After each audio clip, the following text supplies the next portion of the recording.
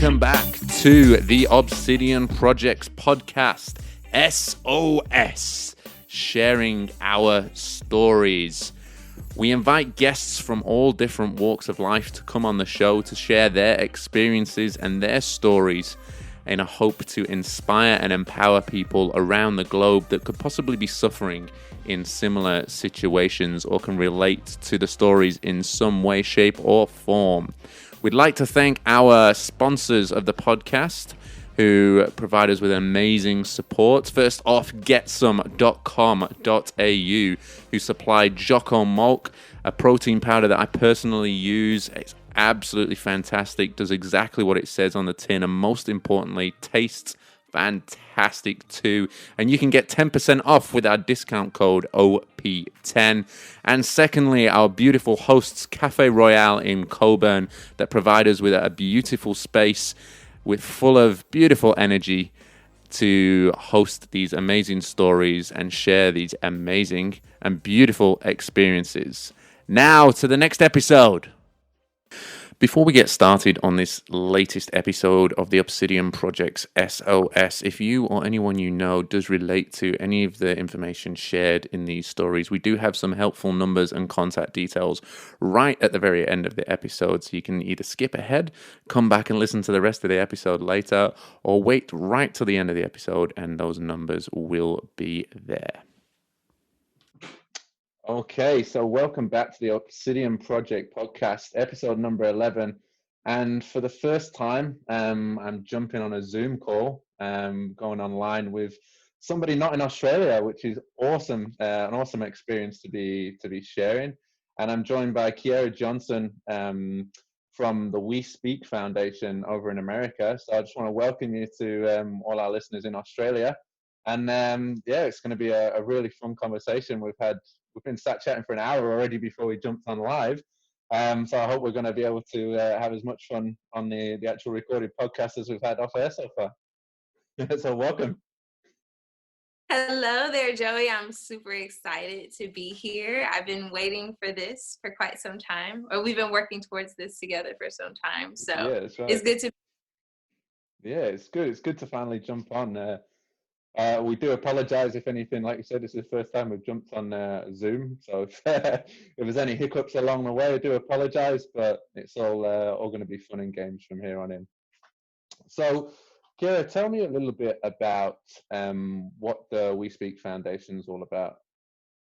Okay, so thank you so much for asking. We Speak Foundation ultimately birthed out of me wanting to be able to motivate people, because I come from a very impoverished city, the city of East St. Louis, Illinois, and where the average person there probably makes less than $17,000. You don't see a lot of resources there.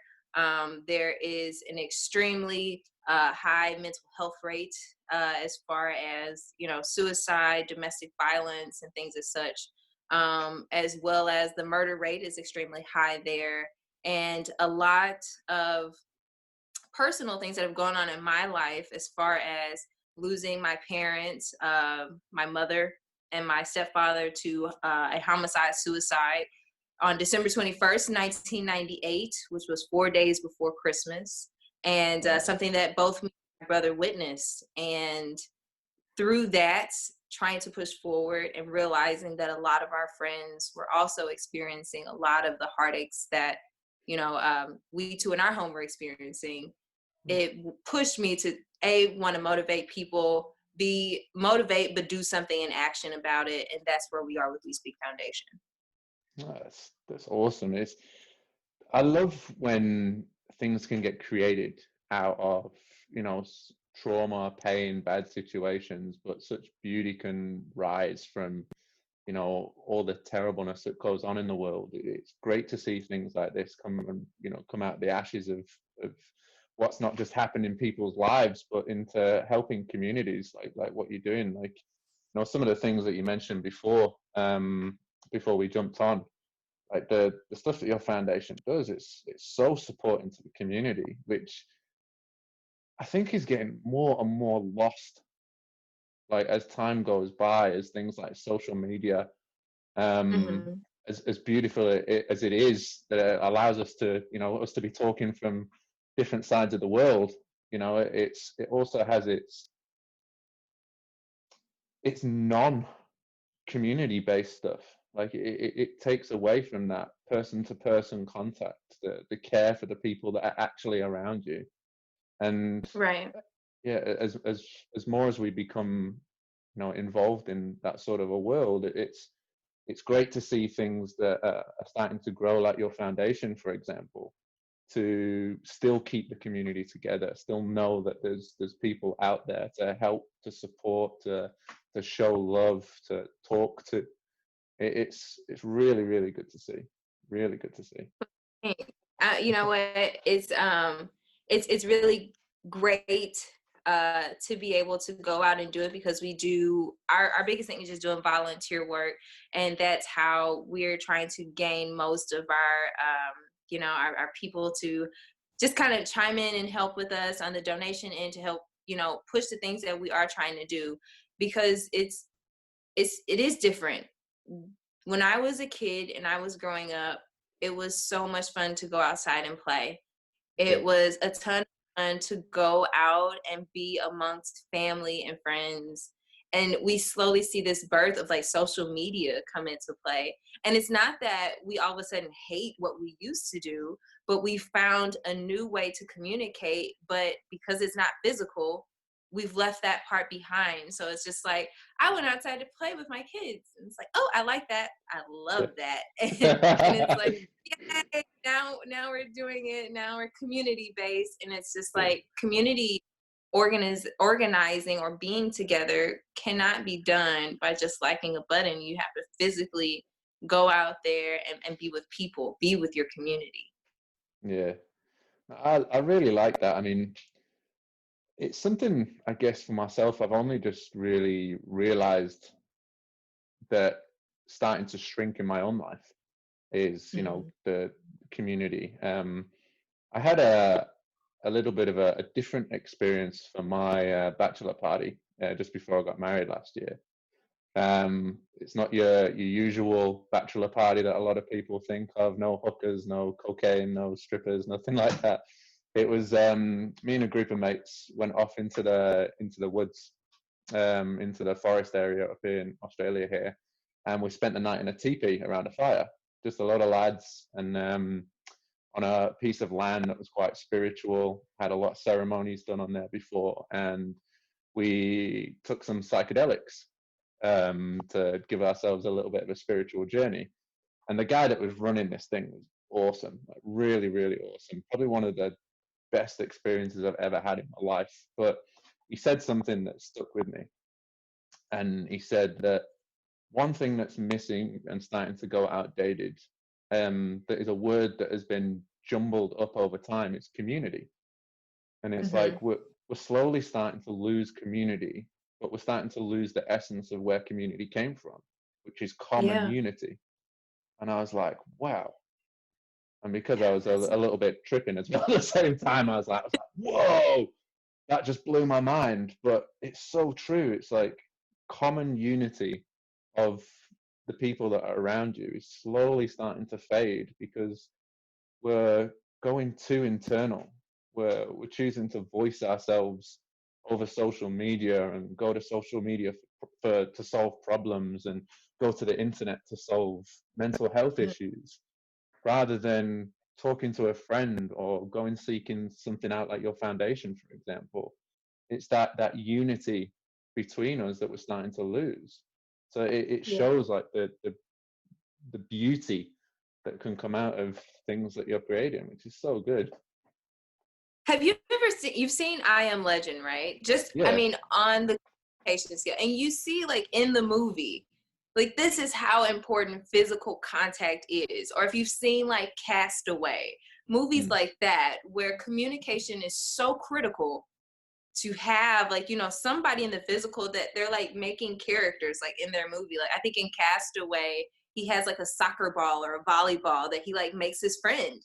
And it's because like you need these bonds in your life. It helps you. And, you know, you start taking away those physical bonds, then you start to see this uprise in things like mental health, for instance, or, you know, nobody knows why. They're just kind of like, I don't know why I'm so sad. And it's like, have you tried talking to someone? Just a little bit. Well, I think this is one of my, like, as I'm starting to, you know, understand a little bit more about like the world that is mental health, is there's this growing bugbear that I've got, that is, we don't get taught, you know, when we go to school, like, we get thrown maths, you know, mathematics, English, sciences, you name it, technologies, anything. You get thrown all this education at us. And it's all geared towards trying to help us secure a job later in life. But it may be starting to happen a little bit more now. But I mean, when I was going to school, there was nobody ever taught me about my emotions. Nobody ever taught me about, you know, if somebody passes away, you know, what do you do? You know, if you get into an argument with a friend, or you break up with a boyfriend or a girlfriend, like, you know, how do you manage that? You know, even having an argument with, you know, somebody close to you, you know, how are you supposed to manage those feelings and emotions? And it's, I think it's something that's missing, you know, as we start to get more intellectual understanding ourselves. It's something that's really missing in our lives, is being able to understand how to deal with that. Yeah. I don't want to say I hate that, but when you see how much damage it does from not talking, like, it decreases lifespans. It causes stroke, heart attack, high blood pressure. Like, all of these things can be caused literally by holding in areas when we were supposed to grieve, or if we don't talk about things, we go about things misunderstood, you know. I've said depression is literally a feeling that went unchecked for a lot of people, that nobody talked to you about, that I imagine this had not one person sat there and talked to me about what was going on with my, you know, with the death of my parents, witnessing that and going about everyday life. On my own, I was spiraling out of control for years. But it took someone consistently being like, okay, let's get on the straight and narrow. Let's talk about it. I'm going to make you talk about it. And it was like, I hate you for making me talk about it. But when you can start a foundation, and when you can say, hey, okay, I know how to do it now. Like, okay, we can help more people because with me, like, let's bring this all together. Now it's just a matter of what? Getting people to get together. Yeah. Right? Yeah, exactly. Yeah. And it's amazing what just that small gesture from other people, like sitting around in a group, or, you know, whether it's even just talking to somebody on the phone, you know, those small little gestures from people that you have things in common with, or even if you don't, you know, it really helps. Even just, you may not think it's going to help. I mean, for someone that's been through, you know, a pretty, I would say, a strong state of depression, was you know, the last thing I wanted to do was talk to somebody. But the best thing for me was to talk to somebody. It's, you know, I guess there's so many people out there that in that same situation, you know, it's the last thing you want to do is see people, go and meet people, go and sit in groups and talk about things, where the best thing for you is actually that.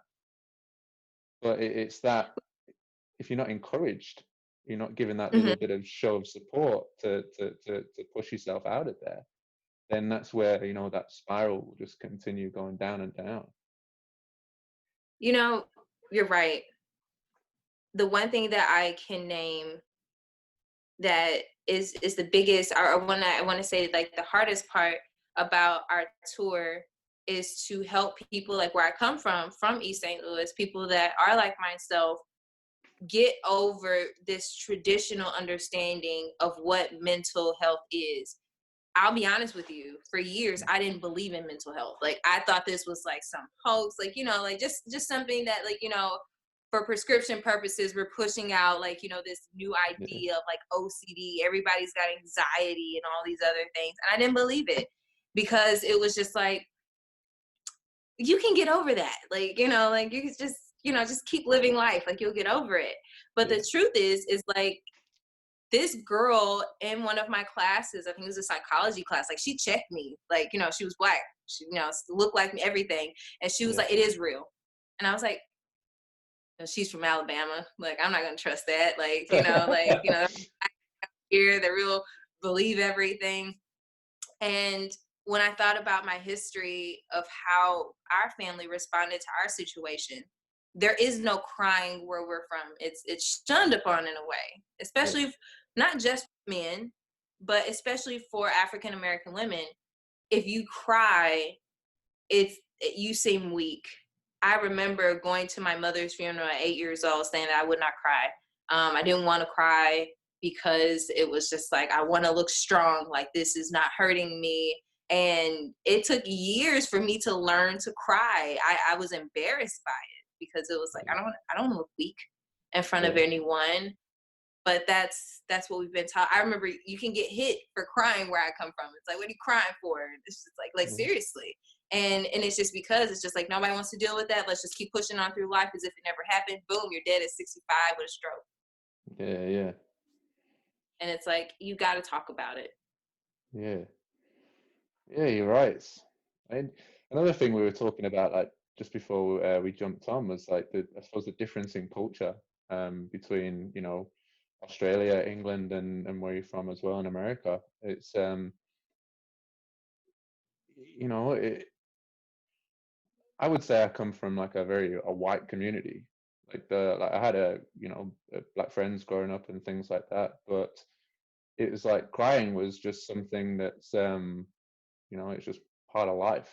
Like it's okay to cry. Kids cry. There's no real punishment until like you get into your teens and you hit the schoolyard and things like that. And it's like, what are you doing that for? Why are you crying, you pussy?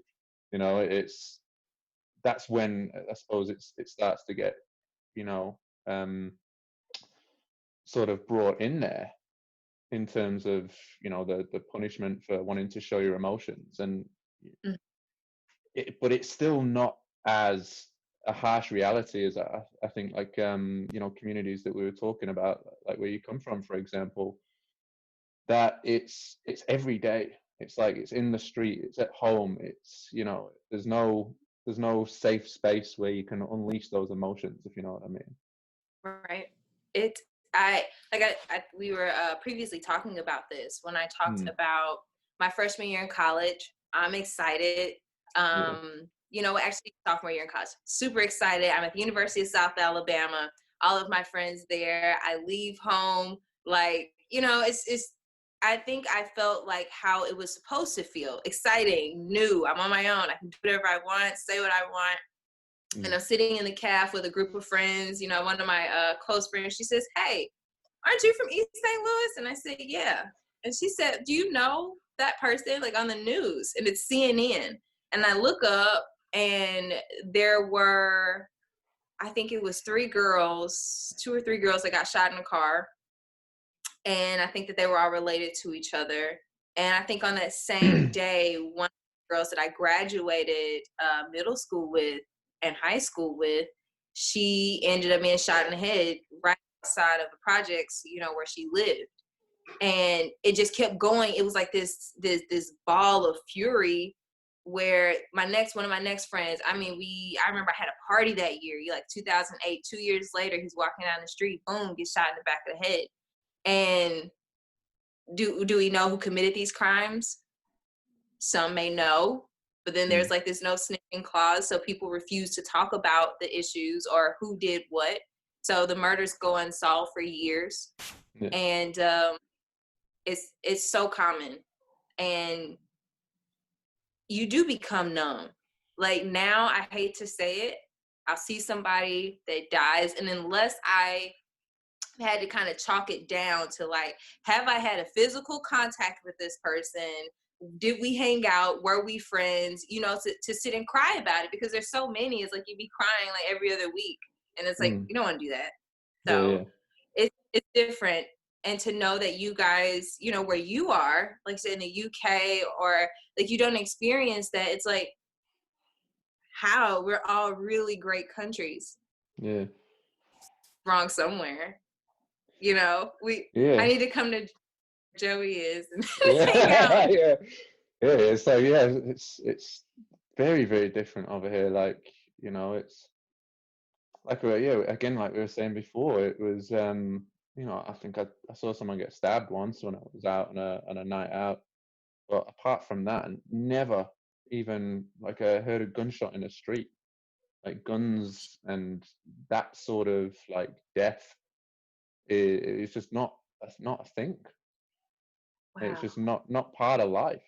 So it's to hear that, not just it's happened for yourself, but that's happening for probably hundreds and thousands of people, not just across America, but all over the world with gun crime and things like that, and poverty, and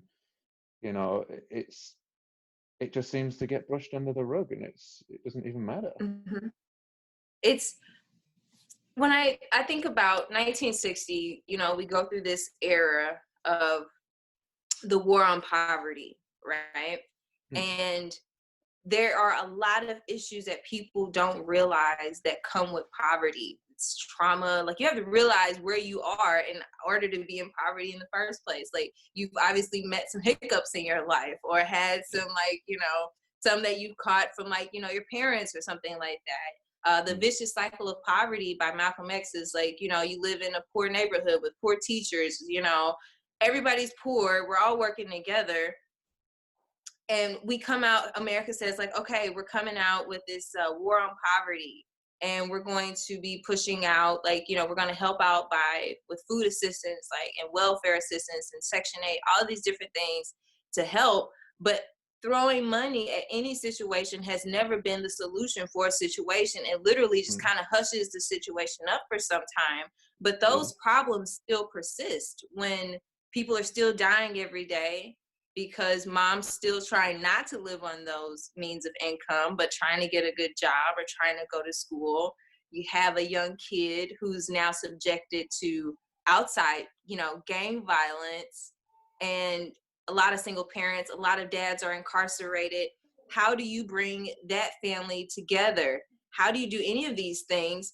But throwing money at it doesn't fix it. Yeah. There has to be a resource there. There has to be somebody that's willing to say, let's go in, let's study what's going on, and let's fix the real issues. And a lot of it is simply mental health and resources. Talk about it. Yeah, that's so true. That's so true. So where do you think for yourself then, like, I know we've spoken about, what happened to your mum and your stepdad, and then growing up and going through college. At what point was it for you, do you think you really started to challenge this idea that mental health was an actual thing? Like, what was the turning point? Sorry? I got married. I got You got married. Yeah, that'll do it. That'll do it.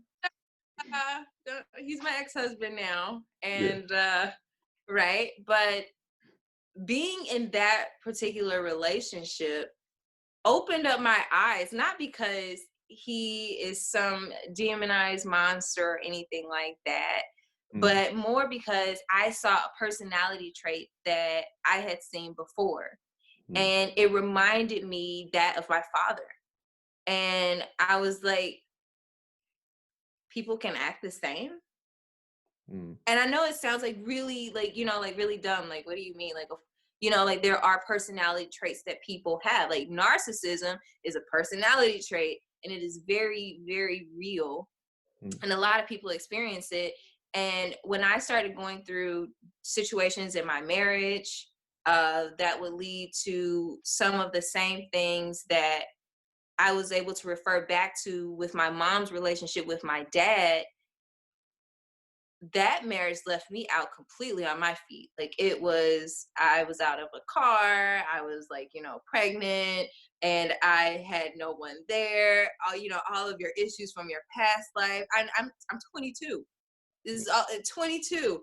And, because on one end, it's like your family says, like, especially women, they're just like, you should go out and you should get married. and that's going to be a gateway to help your future grow. So here I am, a junior in college, thinking like, okay, well, the next step is marriage, Yeah. and this is gonna, and it was wrong. It was completely wrong, and it's because nobody knew what they were talking about. Everybody had this idea of what life should have gone like, and no one at any point has stopped to say, what is your mental health like? Are you going to be equipped for marriage? Are you going to be equipped to go out into the world? And the truth was, I wasn't. I didn't know what to do. Yeah. And I found myself at the bottom of the floor looking up and asking God, okay, what do I need to do now?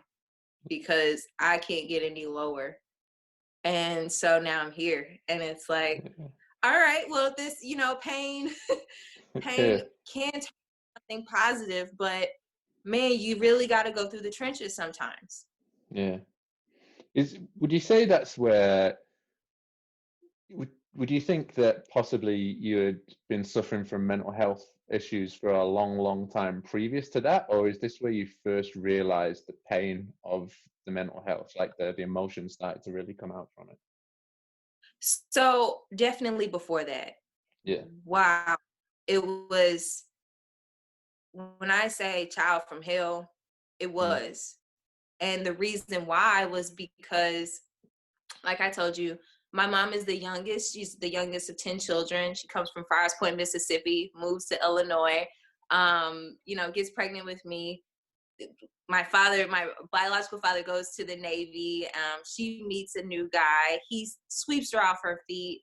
And, she's starting to become a doctor. All these great things are happening. And, ultimately, Yeah.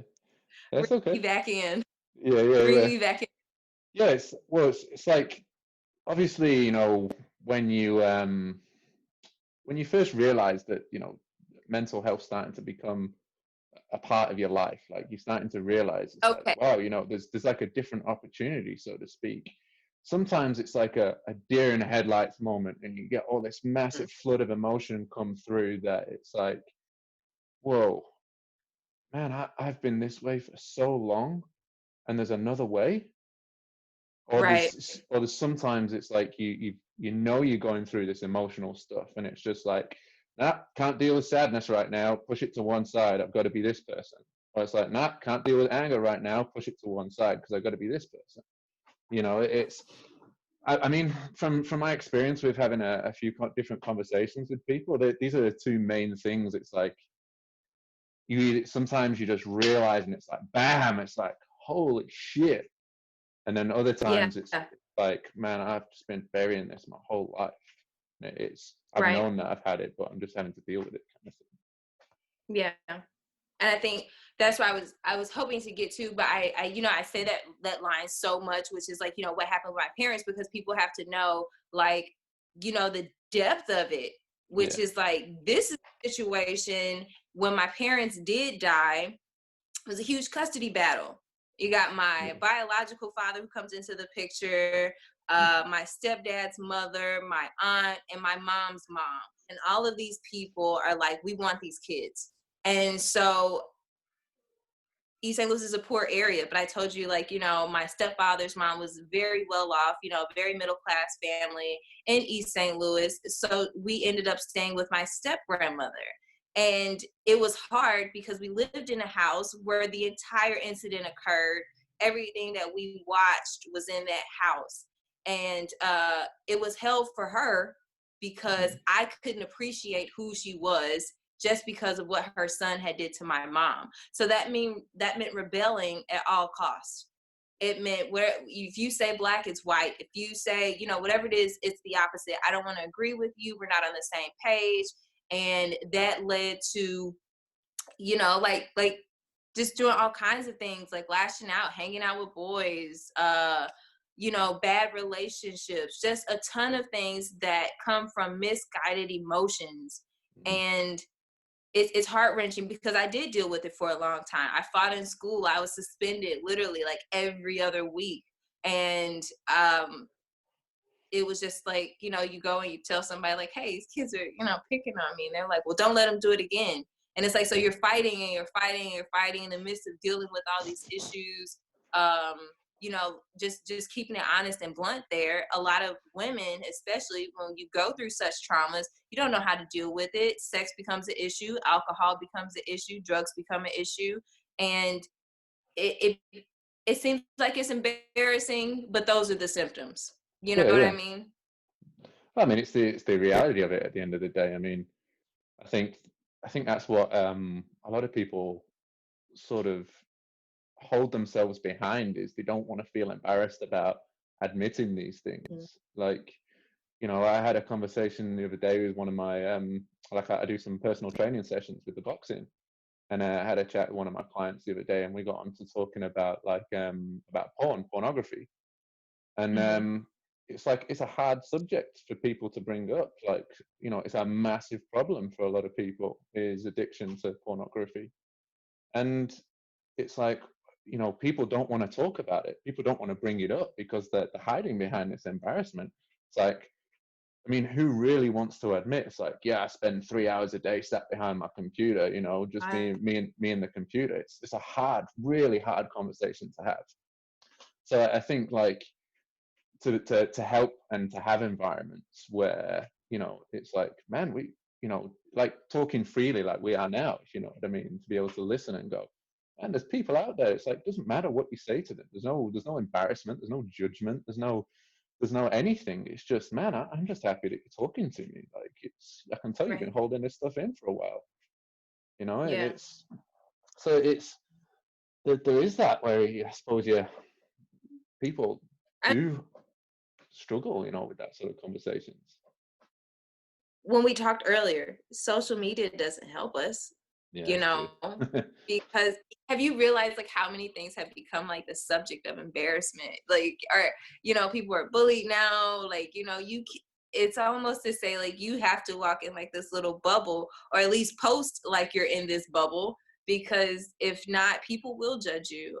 We live in this society now where we post everything that we do, and we don't post everything that we do. We stay out of the limelight. Nobody knows what's going on with us. We're cast out to the darkness. But we're doing it so that we can feel this level of esteem, or feel like this element of happiness, because that's all it is. When you look at, you know, social media, or you look at Instagram, you know, all these different channels that we have, when you make, I don't know, you know, what is it? Long post alert, testimony Tuesday, and you have this really long post, and you're hoping that, hey, I poured my heart out. What are you guys gonna say?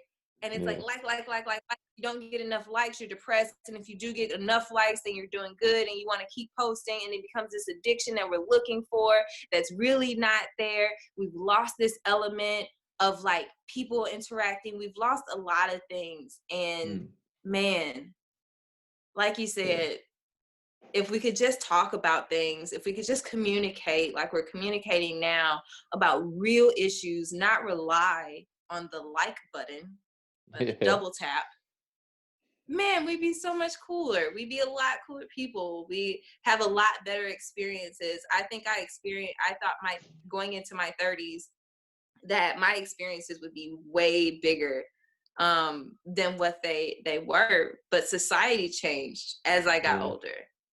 And it was like the things that I saw that people were doing, like, you know, you hit 25 and like, you know, I mean, I had a party, but it wasn't like all these people, like, you know, like your family, everybody's there because they don't have anything else to do and waiting for this to happen. That element is gone. It seems like that element is gone. Yeah, it's true.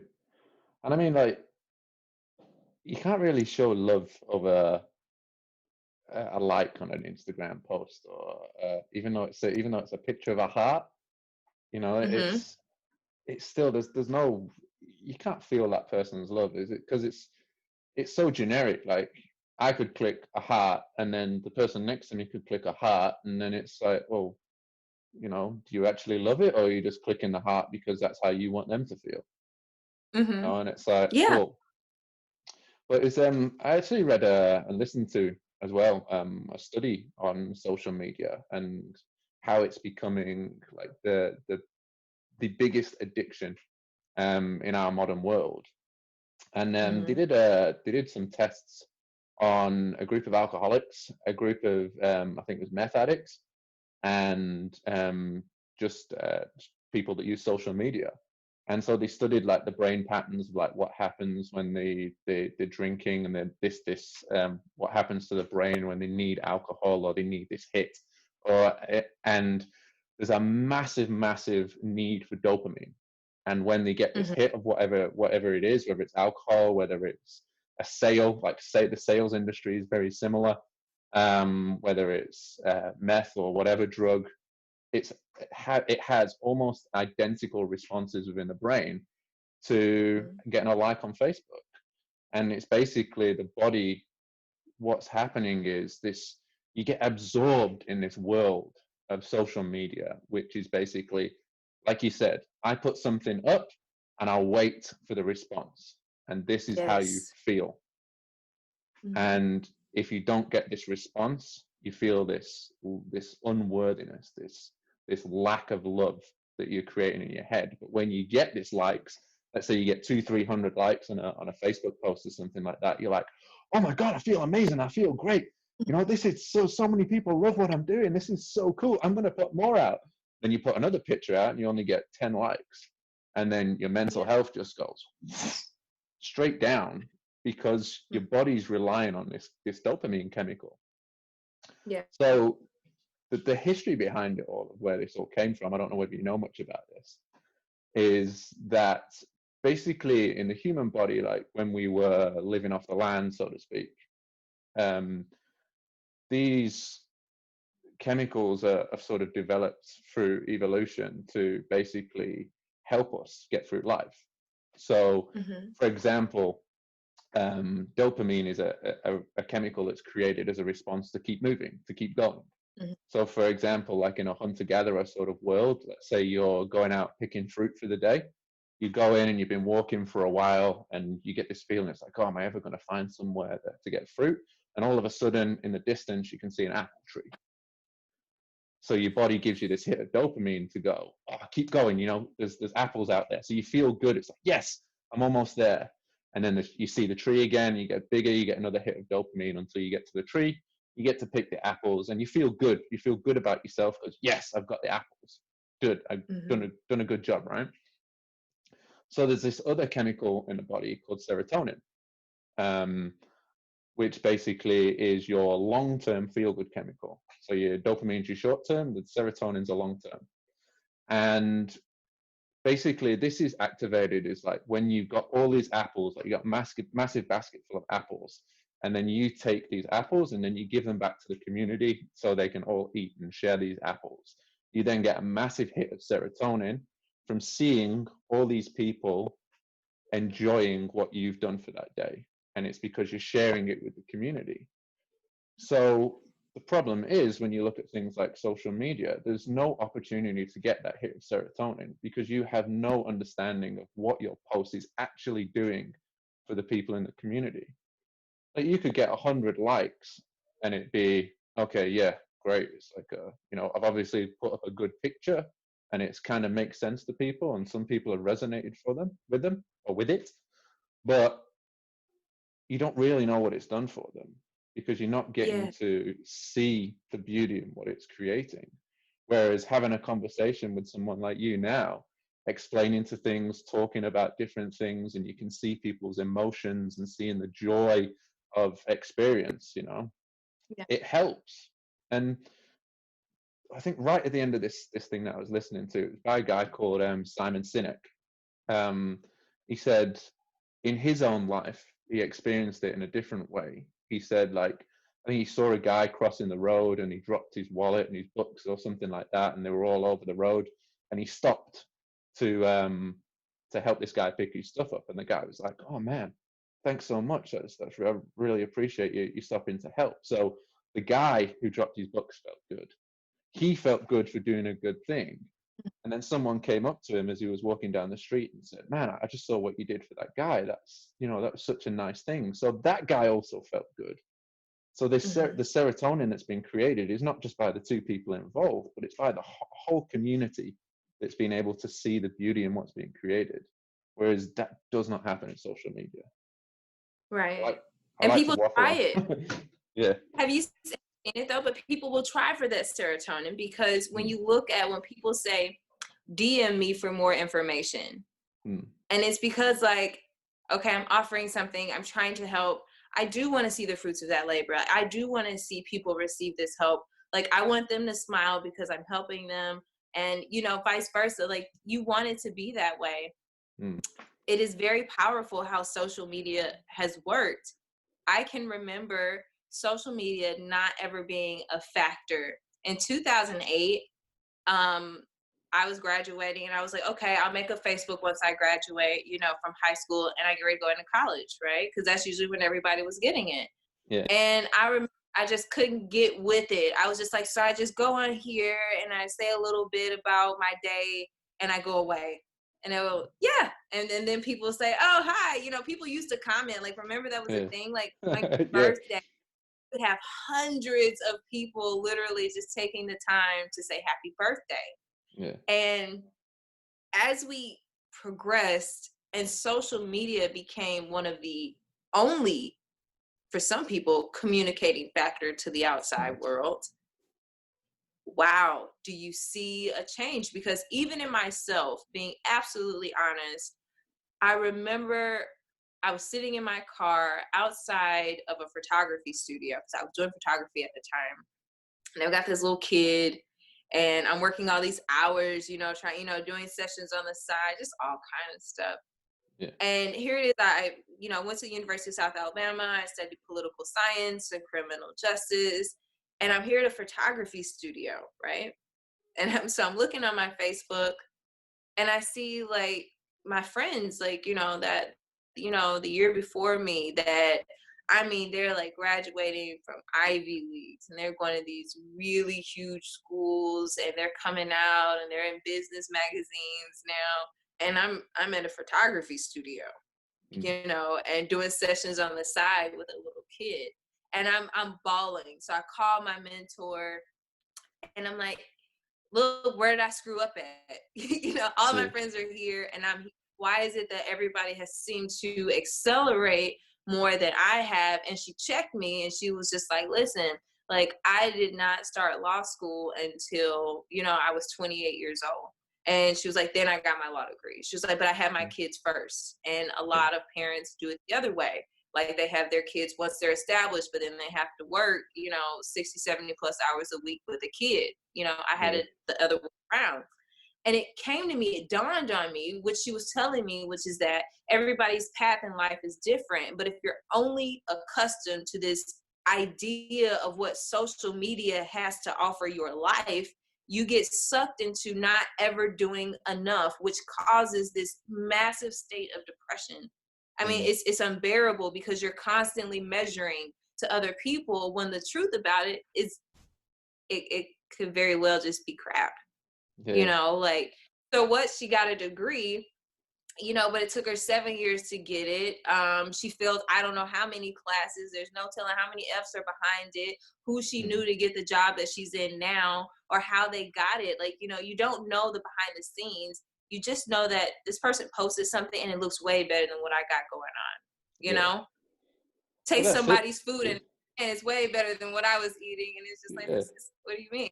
You know, but it's because it's theirs. It looks more appealing. But yes, you're so right. I mean, like, you can take a picture and somebody's posted it of whatever, and you'll look at it and you'll take your own perspective of whatever that is. Like, it could be the same picture, but for me and for you, it could mean two completely different things. Like, for example, you could say, oh, you know, their life is so amazing. And it's like, for me, or I don't know, for somebody else could go, man, what, you know, that's harsh, man. You know, like, how come they only get to do that? Like, how come they seem to be struggling in their life? And it's this, there's no, this is the thing, there's no context behind anything that's posted on social media. So it's the individual that's seeing it will make up their mind about, you know, of what it's really about. Whereas having a conversation or getting into a group and, you know, having fun and laughing and hearing from them about their experience and sharing it face to face, it's like, oh man, I can see how happy that's made you. And then it's not about you at all. It's about them and their achievements and their passion and, you know, the love that you have for them and the love that you want to show them. Because it's like, man, I can see how much this degree means to you now. You've worked your ass off for this. And it's like, oh man, all that pain and all that trouble you've been through, man, why wouldn't you want to scream and shout at the buildings for that? I'm so happy for you. Whereas you see a picture online and you go, damn, what happened with my life? You Mm-hmm. know? So Yeah. it's, and this is one of the biggest things about like why foundations such as yours are so important. Encouraging people to come and speak is it's needed more, so much more. Well, thank you. Thank you so much for that, because I think that that is the most difficult, that part of our foundation is we do so much stuff just because, like, I mean, just for free. Like, for our first year, nobody paid for anything. We literally just wanted to see people like have a smile put on their face. Like, we would see people that were starting like new businesses and say, hey, do you need a new website? Like, we will build your website. And they're like, for free? And it's like, yes, like for free. And we would, and when people, I mean, just we had a tornado here recently, last year in Missouri, and it was like, okay, well, we're gonna go clean up, you know, the neighborhood. We're just gonna do it, and it's not about like you seeing me or anybody else seeing me, but that comfort in knowing that I'm out in my community, I'm really helping people. Like, there's so much gratification in just seeing other people say, even if, like, you know, even if they never say it to you, to see them walk away and be okay is more fulfilling than what anybody can post. Like, after I post, you know, if you post it online afterwards, it's like, okay, but you'll never know how that moment truly felt. And that's what I think our organization is hoping to be able to bring to other people, to bring a level of hope, a level of community to people, and say that if we all work together, we can get this thing done. Yeah. But we really physically have to do that. There's a story called The Stone Soup. I don't know if you ever heard of it. It's amazing, an amazing story. It talks about this guy, you know, who goes into town. He has a stone in his hand, and he's like, hey, I want to make some soup. And, you know, just imagine, like, everybody's kind of looking at him like, dude, you got a stone. Like, what are you going to do with that? And so, you know, guy runs out of the store. He's like, well, hey, you know, I got this big cauldron, like, you know, and we'll put some water in it. Dude, you add your stone and we'll make a stone soup. And he's like, everybody's excited. He's like, well, it's going to taste terrible. So another person out and is like, I got carrots. If that'll help you guys, I'll put in some carrots so it doesn't just taste like a stone in the soup. And then so the whole community, you know, everybody's like checking their freezer, right? Just imagine it's like everybody's like, well, he's got this big fat cauldron like right in the middle of town. This guy comes in with a stone and like, let's bring out some food. And so everybody's like bringing the little bits and pieces that they have, and it's not a lot. It was never a lot to begin with. But what happens is after the entire community starts to put in a little bit of carrots, a little bit of potatoes, a little bit of meat, a little bit of this, you realize you started off with a stone, but at the very end, the stone only brought the people together to create this really huge pot of food to feed everyone. Yeah. And because communities have forgotten, like, hey, we need bits and pieces of everybody. We need your physical bodies to be out here to contribute to this so that we can all eat. That's where our resource is. Yeah. People think that your resource is a building, and it's like, it's not. The resource is always going to be within you and how you can take your gifts and talents and give it to other people. Yeah. We have to work on it. We have to push it. And I think that I'm in it for the long haul because somebody walked with me. Somebody had to say to me, like, this isn't the end of the world. I'm going to walk with you. I want to help you. And I want to see you get to the other side. Because like you said, they get to see it. And when they see it, they can kind of say, wow. Yeah. Like, you know, like that happened. Yeah. And that's feeling. Yeah. It's look, those experiences. I mean, like imagine like putting that in sort of a modern day situation, like, you know, just as something as simple as cleaning up cleaning the community, you know, after a tornado, for example. You know, it's one thing to see it, but imagine the feeling that you get from like being a part of that. Like, I Mm-hmm. think like, you know, just walking around and you're obviously you're cleaning up, you're probably doing something that you don't really want to do. Like who really wants to go and pick rubbish up off the street and, you know, pick up all torn up old stuff out the road, you know what I mean? But then it's like, oh, I bump into you, for example, and then we start having a conversation while we're doing it. So you start in one thing, and it's like, oh man, you know, I've not seen you around here before. You know, you start having your conversation, and then all of a sudden you've cleaned up a little area, and this little old lady comes out of the house and going, oh man, you know, I thought it was going to be stuck in my house for days, and you start to see the help that it's going from, and then other people start to see that and like, how do I be a part of this? It's so cool. It's, you know, that's, it really is missing.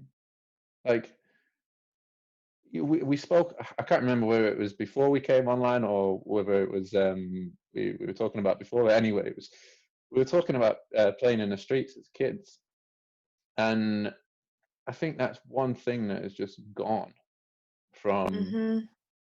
like I don't know whether it's all around the world or whether it's, you know, just in the first world countries, so to speak, but you never see kids playing out in the streets anymore. Yeah. Like that for me It. is where community started. Yeah. Yes. You Yeah, are right.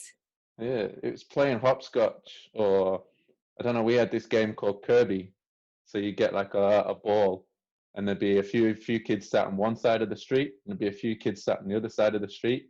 And when it was your turn, you got the ball, and you had to throw it to the other side of the street. And if it hit the curb and bounced back off you, then you got a point. Your team got a point. It was such a stupid game when you think about it, but that was where community started. You know, you got your own little teams, and you were having fun, you were having a laugh, and it just doesn't exist anymore because of either people are too scared to let the kids go outside because of pedophiles and muggers and rapists and fast cars and idiots, and the list goes on, or it's just Yeah. that social media, computer games has just drawn kids inside, and you know the community sits like, if you've got a few brothers or sisters, then you know you've got a little bit of bonding. But like I try to imagine like what my life would be if I grew up right now. Like I was an only child. It was just me and my mum for my whole childhood.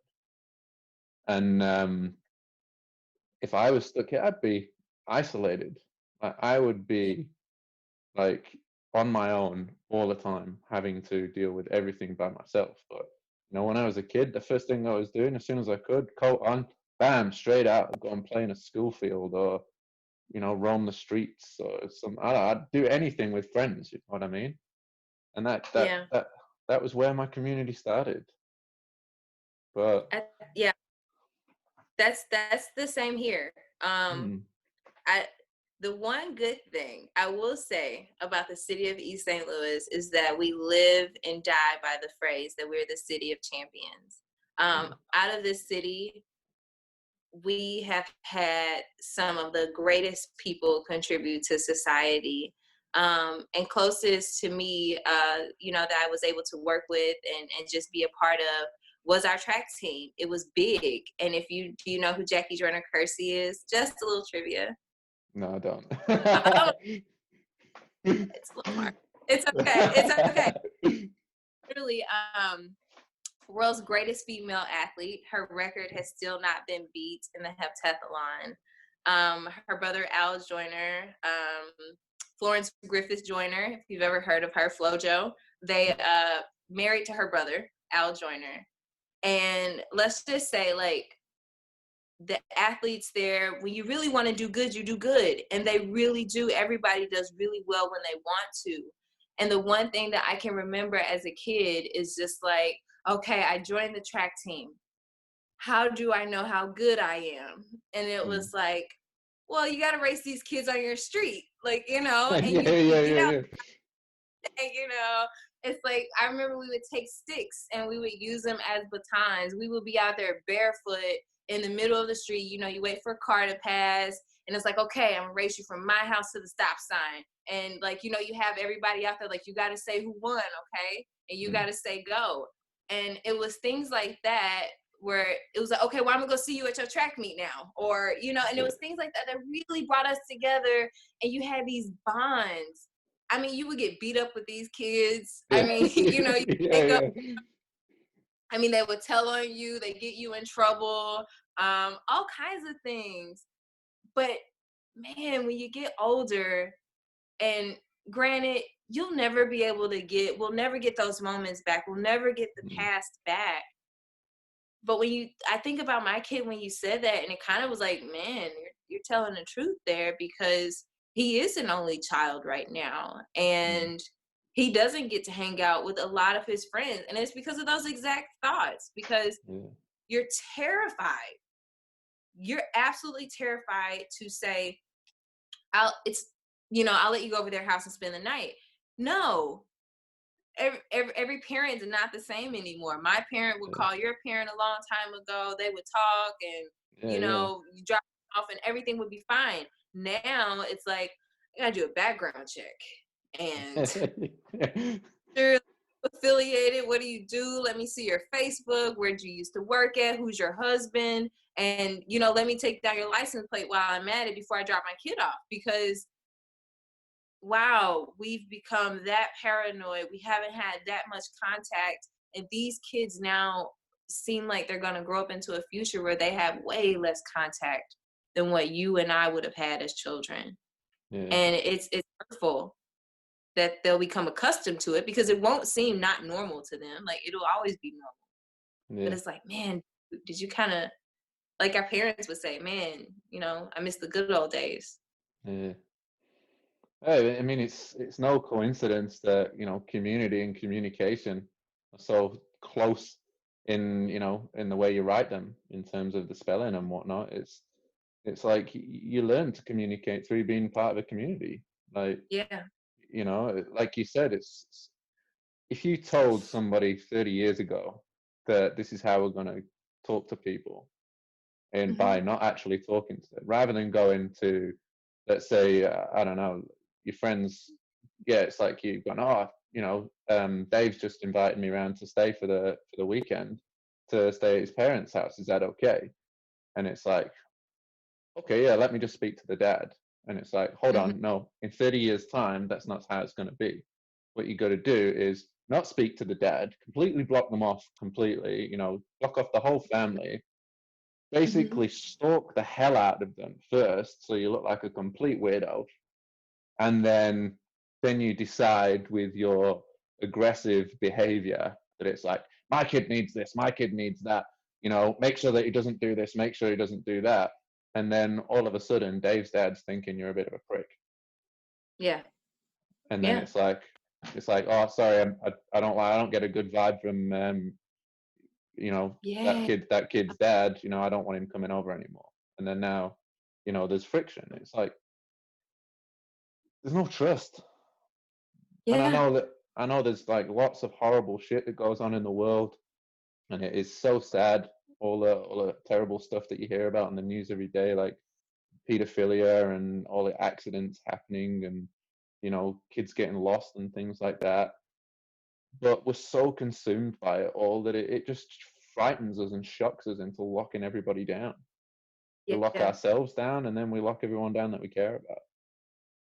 And that's what fear is. It's so messed up, because that is the goal of what fear was meant to do, which was to hold you back, which was to keep you from doing the very things that you've wanted to do. It will stop you, and it is all a mindset, and it's terrible. There were fires in California, and and this is nothing compared to, what happened in Australia.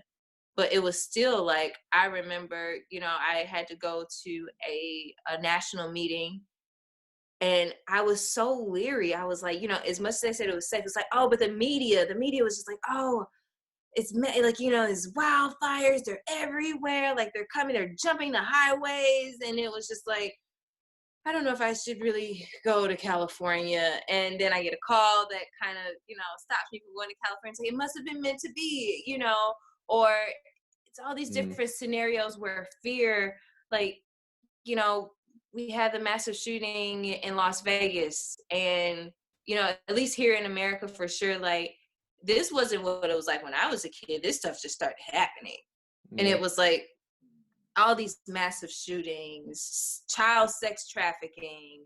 When I was a kid, we heard of prostitution.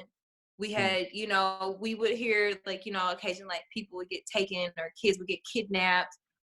But when you hear of lines of sex trafficking and you see what these drugs have not, it used, crack cocaine, heroin, these are long-standing drugs, but now we have drugs that are literally killing teenagers that are being issued by their doctor. Yeah. Oxycontin, we're talking about, things that are for toothaches that are killing kids now. And I would have never imagined growing up in such a world where murder is not the worst thing anymore. Like, Yeah, that's true. I thought about that before. I think you're so, especially from the media, you're so thrown into all these terrible things that it kind of numbs you a bit. Like, seeing it is obviously one thing, but I say this from my own experience, is like I can't watch the news anymore. Like, I've not watched it for a long, long, long, long time. I just cannot. It just rubs me up the wrong way. But like, you can't escape it. Like, you see it on social media now. You see it. The news is everywhere, and it's murder this, murder that. There's been a bombing in Iraq. There's been this tragedy happened here. Somebody's died, and it's this person's fault. Or this has happened. This horrible things happen. So you get numbed to all these different things. That it's like, oh, it's just another murder again. Or it's just Iran's been bombed for the third time this week. Oh well, it's and it's first of all, like, this might sound really horrible to say, but I'm not in Iran, and there's not very much I can do about Iran and what's going on over there.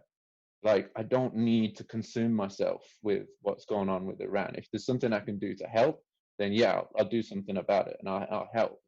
But hearing all this horrible shit that's going on numbs me to everything that's going on around in my life.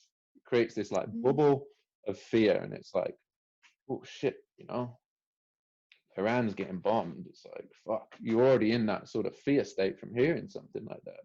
So then you go out into your own world, into your own community in this state of trauma, so to speak, because, this is what you're used to listening to every day. So it might not be happening right next to you, but in your head it's happening. So when somebody comes along or something happens, your reaction is to overreact because you're in this fear state. Yes. It's I wish people would focus so much more on the people that are around them. And it may sound horrible, it may sound naive, it may sound a lot of different things, but if a neighborhood, so to speak, could do something together and work together to work towards things for the people that are in that neighborhood, it achieves so much more than everybody working individually. Yeah. I can't remember us saying, it's like something like, in a time of poverty, don't build a taller fence, build a bigger table. I think it's something along those lines. And I'm not sure who said it, but it's so true. It's like, if you can share to the people that are around you, share to them. Don't just build a taller fence to keep them out. You know what I mean? Don't be afraid of them. The people that you live around, you see around all the time, that could potentially have gone through something that you've gone through in your life, or I've gone through in my life, and need a little bit of passion, a little bit of soul to go, you know what, man, it's okay. Things happen, and however traumatic they may be, we can grow from them. We can overcome them. We don't have to live in the pain of them, and we can be happy. And Right. all it takes is just sharing that little bit of love. And Right. it's, again, it's, it goes back to what your foundation is doing for the community that's around you. Is it's exactly that. It's, like some of the things that you mentioned about, helping support households that, have got really, really low incomes. And this is Mhm. not just in your community, this is worldwide. This sort of thing happens. And, you know, I don't know about 17,000 in America, but that's minimum wage over here, less than minimum wage over here. Wow. So it's like, imagine trying to feed a family of four on that. Man, Yeah. those people need help. Like, they need support. They need, to know that, if shit goes wrong, man, you've got people that you can rely on. We'll come together Yeah. and we'll help you out some way. Like, it's these things are needed. It's I credit, not just yourself and the people that you work with, but other people that are doing similar things to help communities like this, because it, especially in a community where shooting and gun crime and death is quite frequent, to then hear that people are committing suicide on top of that because they can't deal with things. It's like, man, like, what's next? If we Right. don't help, if we don't come together and help people as a community, what happens next? Like, it's not just people taking each other's lives, now we're taking our own too, and there's no one's coming to help and support that. Like, where is this community gonna go? Right. I, Nice. you know, thank you, because I think a lot of people honestly feel the way that you and I do, Hmm. but somehow we've lost a lot of communication. Like, it's been lost in translation between a lot of different variables. But we're hoping with this organization that we create a pattern, that we start a chain, that we start something that opens people's eyes to the understanding that we can feed other people in other countries. We can, stop animal abuse. We can do a lot of things, but we are so much greater as a country, as a society, as a world, when we all look out for each other and we work together. Hmm. Because the truth is if you're down and I just look over it, I'm just as bad. Like, I'm just as terrible. And I think that the truth about things that are happening in communities like mine, very poor neighborhoods that, that live below the poverty lines, they're Hmm. suffering. They're suffering education wise. They're suffering when it comes to paying for prescription medications every day with long-term illnesses, or suffering buying insurances. I can't tell you how many kids have died and are only paying for funerals through GoFundMe. You're not Right. expecting your 15 to, be shot or gunned down. You're not expecting Yeah. for a 27-year-old mom to be killed, but that's the reality of it. And the truth is what do you do? And it's like, well, we have this funeral stipend fund. We're here to help, but we also want to be able to encourage a different mindset while we're doing these things. Like, it's one thing to go in and tackle the issue, but who are you helping mentally? And that's why I want to talk to you. And I'm glad that I've Yeah. talked to you and you've been me too, because no matter where we are, Australia, America, wherever, we all have this general understanding for the most part that helping each other is critical. Hmm. Communicating is critical. And if we let it get lost in transition, this world will go to hell. And I mean, like, with fire behind it, because what else are we here for? If we're Yeah. not here to help, not here to love each other, then that means we were only here to kill each other. And man, that's a tough reality that I don't think anybody wants to come to. And so we are pushing as much as we can to talk about the issues of domestic violence, man, suicide. Yeah. First thing when I ever saw in my own home was a suicide, was a homicide. And we're here for that. We are here for the people that don't know how to eat. There are people that are suffering with diabetes and high blood pressure. And the truth is that if you just change certain things in your lifestyle, if you just had that mindset, man, we could change the society. Yeah. But it has to be there. The support has to be there. And we have to be able to talk about it and not be afraid to say words like pornography, sex, drugs, meth, alcohol. We cannot be afraid anymore. I think that this time now that we have is more critical than any other time, because it's like we have a chance to get a community base back. Yeah. This is quarantine. But I think that if we all, like, after quarantine is over, a lot of people are going to be looking for that physical interaction. It's like we got a chance to put Facebook down. Yeah, it's true.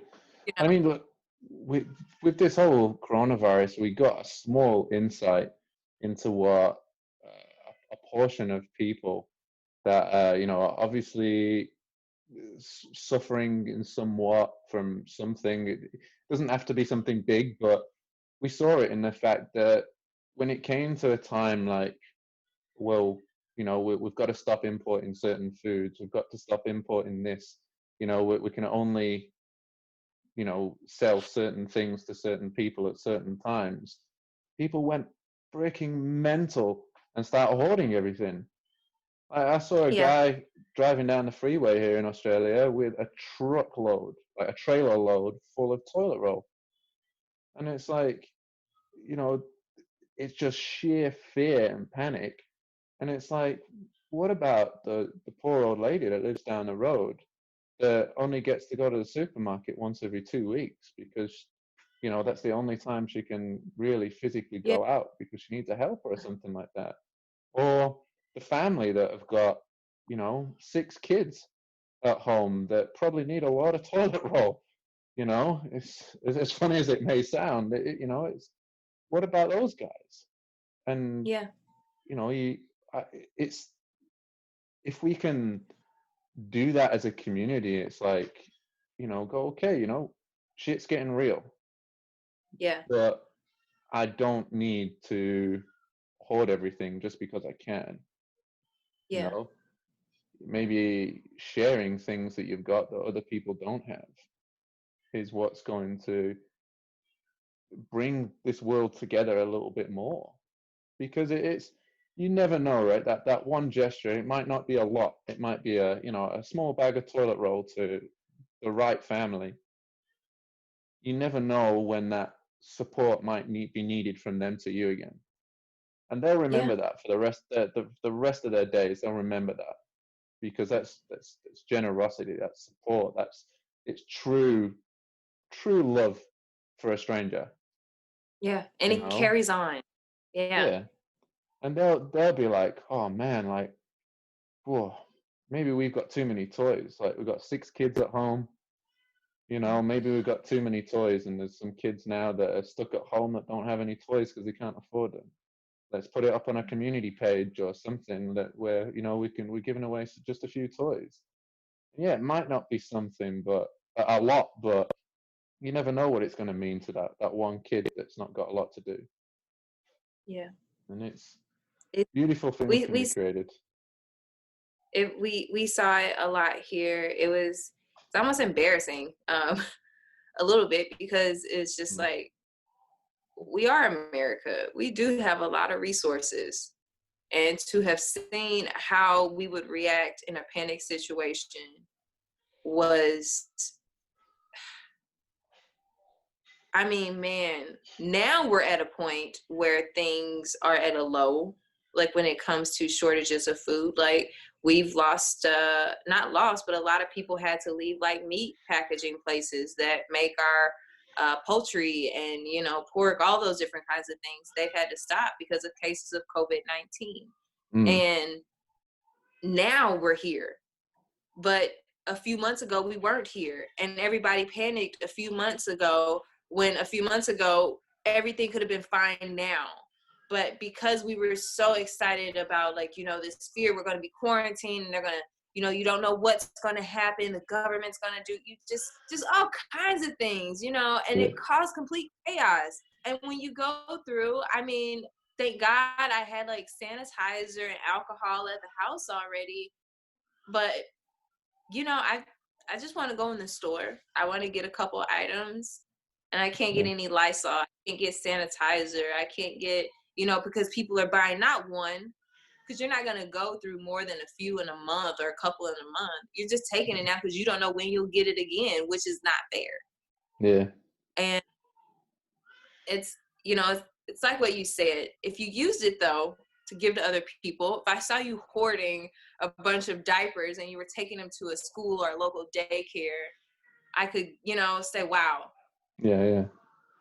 You know, or see you having a tissue and you know, you're giving it out to your community, you know, one doorstep at a time. I can say, wow. But when we commit such acts, you know, just because of the fear of what we don't know, or what we don't want to come in contact with, man, the world gets really scary. And I remember when you said it, I think I don't know what I was thinking when you said it, because I was like, you know, how's everything going with the wildfires? And you're like, you know, strangely enough, like, we're running out of toilet paper. And I'm like, what? And it hadn't hit here yet, you know, nothing. It was just like, what? That makes no sense. And man, we were going down aisles, and this is across the states, where it was just empty toilet paper.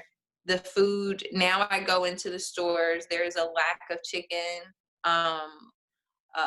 lack of, you know, just all kinds of things. And I was just like, man, Joey, how's it going over there? Yeah, to tell you what, man, it's actually strangely almost back to normal here again. It is weird, but it's like an unnervy, weird feeling. Hey, it's because, again, the media is like reporting everywhere else in the world, like in the UK especially, you're not even allowed out of your house at the moment. It's like full lockdown the entire country. Wow. And then in my wife's country, she's from the Philippines, they're under martial law almost. Like the same thing, they're not allowed out of their houses. And it's like, we've just started sending kids back to school, like people are going back to work, sports are starting again soon. Like, yeah, they're thinking about opening concerts, pubs, nightclubs and stuff. It's really surreal. Really How surreal. are the cases? In our state, in WA, this is going to shock you, we've got 9. Okay. Well, I mean, I can see 9. things coming back to normal. 9. Yeah. 9 cases. That's like, I think we've got a population of about 4 million or something here, and it's a big state. Like our state's the biggest in Australia. Okay. But to have 9 it's just weird. Like, because I speak to my family back home in the UK, and they're like saying, man, we have like 9 people every hour die from this thing, and it's like we've only got 9 cases here in total. It's like, it's so surreal. It's here. I think it's because Americans are spoiled. Like, just being completely honest. Like, we, you know, we have like, you know, these the amendments, the Constitution, and we run with it. It's just like, oh, there's a tiny loophole. Nope, we're not doing it. And it's like that. For you. And here we have like this serious issue where a large majority of people are trying to take it as serious as possible. And you have this other set of people who's like, this is going to affect old people, like, you know, something like that. And the cases are climbing here. There's not one state, I don't think, that has not been affected by COVID-19. All 50 states. The highest being in the highest, the places with some of the highest populations, urban areas, which also happen to be some of, you know, the poorest areas. We talk about places in California, New York, Louisiana, Chicago. I mean, we have hundreds of thousands of people have died, you know, and a lot of it is because a lot of people just some people, like I said, take it serious, and then you have another set of people that are just like, we can do what we want. We're still gonna go to the beach. We're still gonna have fun, and it's just like, yeah, then you're gonna go back to spring break. yes, And Florida, by the way, that was Florida. yeah, yeah. Of course it was. I guess like we've been really lucky. I mean, I can't speak for the other states, but like we've been lucky over here because our leader, I don't know, they call him the premier here. I don't know what that means really, but he's like the basically the head of the state, I guess you would say. And he just basically in not the same language, just basically says, "You're doing this. I don't give a fuck." It's like I don't give a fuck if it upsets your feelings. I don't care. I don't care. I don't care if you're sensitive to it or it's gonna make you. It's like, oh, I can't go and see Susie down the street. It's like I don't care. It's like you're doing it, and that's how. And I think that's why we're in such a good place right now is that everyone's just gone, whoa. Nobody from the state, or there's nobody from the like government leadership's ever spoken to us like that before. Must be serious. We got to better do something about it. Look, do not mention dictatorship or anything like it to America. We all start running around like roaches. Do not tell us what to do. We're okay. I mean, this is one of the reasons why we are where we are. I love the way our country is set up because I think if you use the rules the right way, wow, they work really good for everybody. When you use the rules the wrong way, like the Second Amendment, it gets taken advantage of. When the freedom of speech gets taken advantage of, my God, it's insane what we end up with. We end up with, cases of COVID-19 everywhere. We end up with school shootings everywhere, mass murders, all kinds of things because there's a little loophole. Yeah, I know. Yeah. Yes, hey, we can do it. Yes, it's crazy. Hey, it's a crazy world. Again, you'll have to come and just kind of go some places and and see how things are going. Because man, see how New York is after this. Yeah, that's gonna be interesting. I follow this one girl on she's a nurse and on Instagram, and she like volunteered to go and go into New York to help out with the whole coronavirus thing. And she's obviously allowed out to travel to and from the hospital and stuff, and she's taking photos of like Times Square and things like that. And it's dead. There's not a soul in Times Square, and it's like, whoa, that's crazy. Yeah. It's different. A little scary. Yeah, real scary. Everybody's now like, hey, now the aliens are coming. It's just everybody's going nuts now. It's like, okay, now what? We're all in the house. But now everybody's just looking at the sky like, what's coming? So it's good. Yes. It's just turned into a weird world, but it's good to be able to talk and laugh though, like to jump online with people like yourself and talk about things like this. And again, I can't remember whether I said this to you before we started or when we start during the podcast, but it's like to be able to like sit here and laugh and no matter like what people go through in life and the troubles that we have, to be able to enjoy a moment of laughter, talk about our feelings, talk about things that we're passionate about, talk about things that hurt us, but to be able to do it in a way where we can laugh about it, I think that's so important.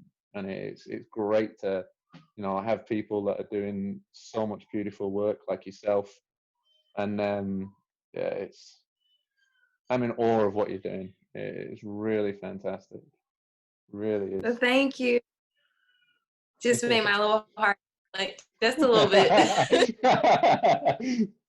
Well, just before we wrap up, like I don't know where this is going to reach. I don't know whether it's going to reach people in your neighborhood and in my neighborhood, but obviously if it does reach anyone close to you that you think could be that your foundation could help, where do you think they could get in contact with you?